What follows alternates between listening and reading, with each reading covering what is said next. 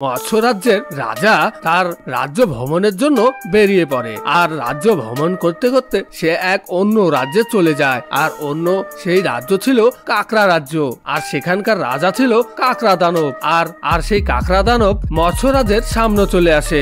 আর মৎস্য রাজ্যের সামনে আসা মাত্র কাকড়া দানবকে দেখে মৎস্যরাজ তো অনেক ভয় পেয়ে যায়, কারণ সেই কাকড়া রাজের চেহারা ছিল অনেক ভয়ঙ্কর। তার সারা গায়ে ছিল কাঁটায় ভরা, আর হাত পায়ের নখগুলো ছিল অনেক বড় বড় আর অস্ত্রের মতো ধারালো। আর তার মাথায় ছিল অক্টোপাসের মতো চুল, আর দাঁতগুলো ছিল অনেক ধারালো। আর তাকে দেখে যে কেউ ভয় পেয়ে যেত।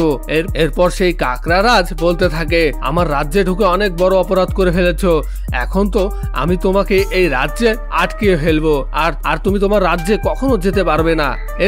এরপর মৎস্যরাজ ভয়ে কাঁপতে থাকে।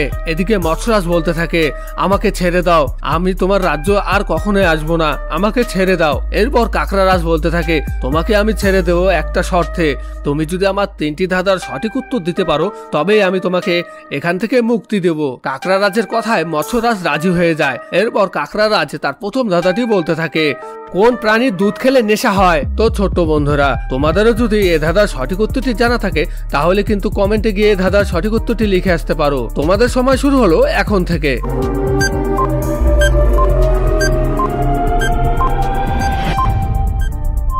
এই ধাঁধার সঠিক উত্তরটি হলো হাতি। এরপর কাকড়া রাজ তার দ্বিতীয় ধাঁধাটি বলতে শুরু করলো, কোন ফল খেলে ওজন কমে যায়? তো ছোট্ট বন্ধুরা, তোমাদেরও যদি এ ধাঁধার সঠিক উত্তরটি জানা থাকে তাহলে কিন্তু কমেন্টে গিয়ে এ ধাঁধার সঠিক উত্তরটি লিখে আসতে পারো। তোমাদের সময় শুরু হলো এখন থেকে।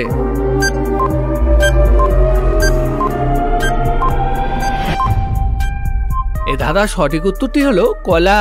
এরপর কাকড়া রাজ তার তৃতীয় ধাঁধাটি বলতে শুরু করলো, কোন প্রাণীর শরীর 95% পানি দিয়েই তৈরি? তো ছোট্ট বন্ধুরা, তোমাদেরও যদি এ ধাঁধার সঠিক উত্তরটি জানা থাকে তাহলে কিন্তু কমেন্টে গিয়ে এ ধাঁধার সঠিক উত্তরটি লিখে আসতে পারো। তোমাদের সময় শুরু হলো এখন থেকে।